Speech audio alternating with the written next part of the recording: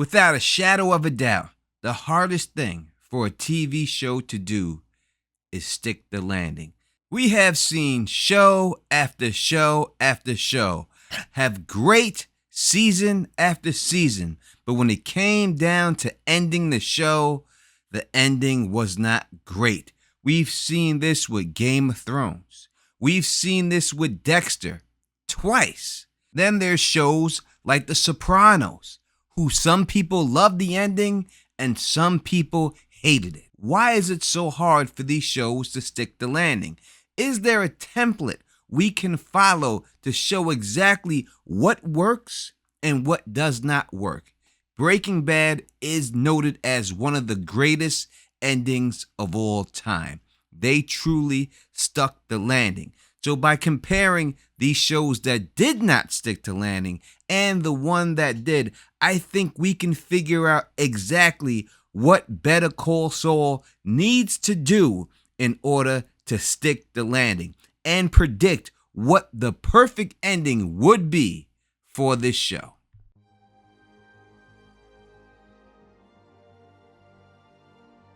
What up to my thugs, nerds, freaks, and geeks? You're now rocking with the best of Don Tony Teflon. If you can, please subscribe and click that bell so you can be notified every time I drop a new video. As always, 500 is the like goal. If this video hits 500 likes, I'll give a subscriber who leaves a comment on this video $25 Amazon gift card. And since the last video did hit that, the winner of the last $25 Amazon gift card is Sarah Hutch. Thank you so much for the support. Thank you for subscribing.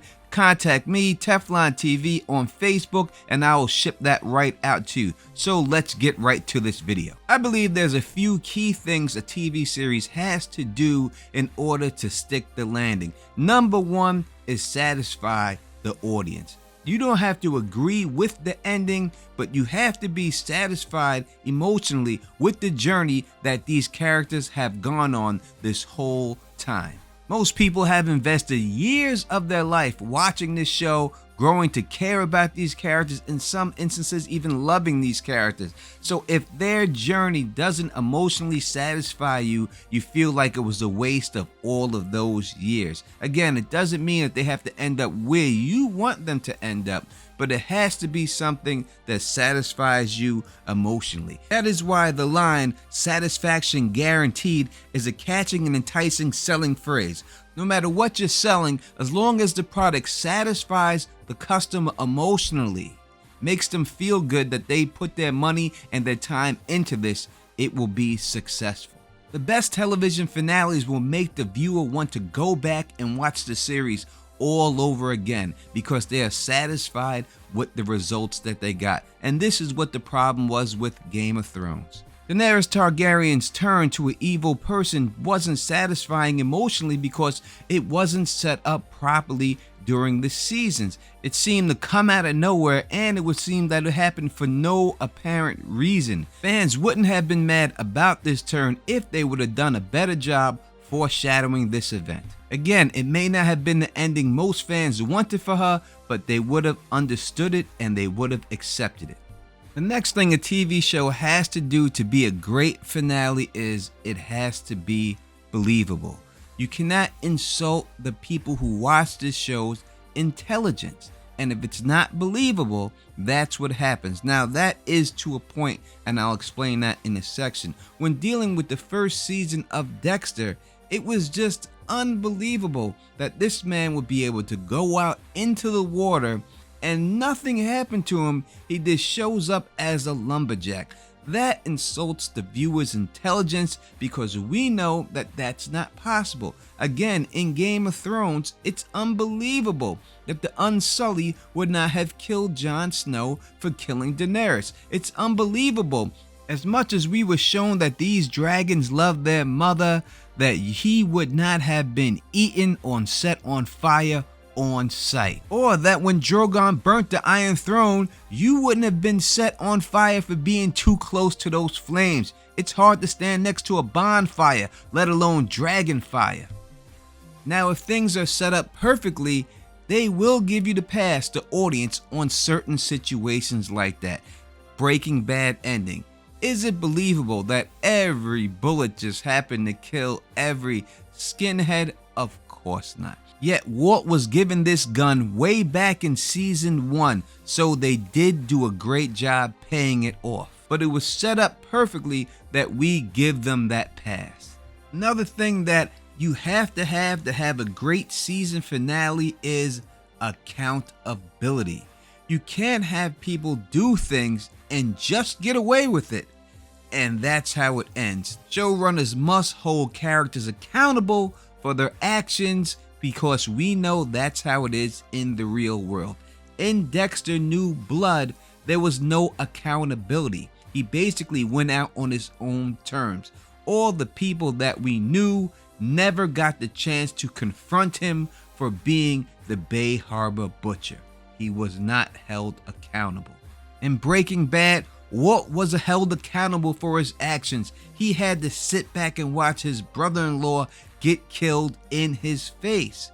Tony Soprano was held accountable for his actions, for all the wrong he did, for living the lifestyle he picked to live. He got whacked in front of his family. So now that I have given you all of the main points that I believe a show has to have in order for the finale to be great, it's time to talk about exactly what Better Call Saul needs to do to check all these boxes and have the great ending that we all deserve. I 100% believe in these showrunners. I believe it will be a great ending. That being said, this is what I think has to happen. First, it has to call back to the first episode, which starts with a Gene scene, and this is when we learn that he is managing a Cinnabon in a shopping mall, and then we see him go into his apartment that night as he watches a VHS tape of his old TV commercial spots. The other important thing that happens in this episode is that we know how upset he gets because he's not making enough money being a public defender. He just wants to get that dough. So we can see that his demise has to come from his greed. Jimmy and Kim have been a team since the beginning, so in order for this to be a great ending, I think that this team has to be dismantled. We do not see her in Breaking Bad, so we know that something has to happen between them for her not to be involved in this.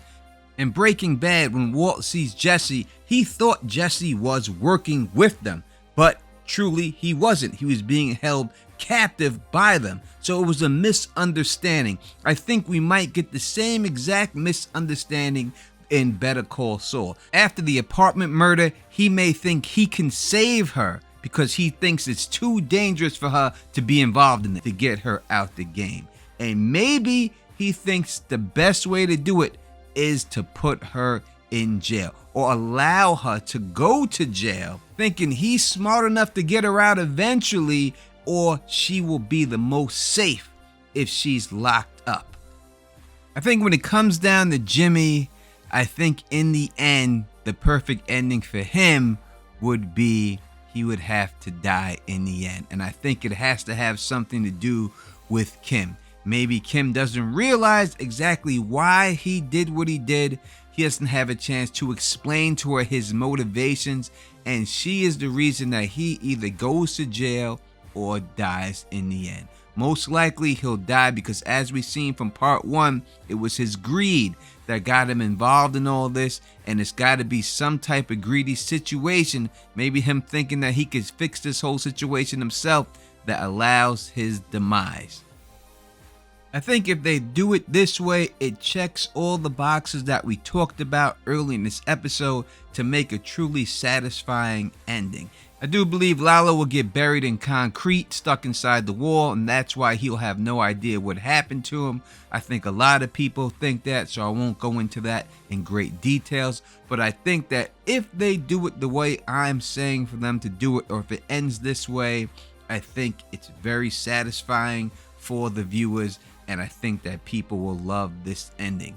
It'll be something that I don't think a lot of people see coming, but you tell me in the comment section what you need to see in order for this to be the perfect ending. What do they have to do for you to provide that? Let me know in the comment section. And if you want to know why I think that Kim is going to flip on Jimmy in the end, check out my last video that I just did. The link will be in the description and in the cards at the end of this video. And if you like the way I do this, please thumbs up this, spread this across the realm, and as always, subscribe. And until next time, know who it is. Peace and stay sexy.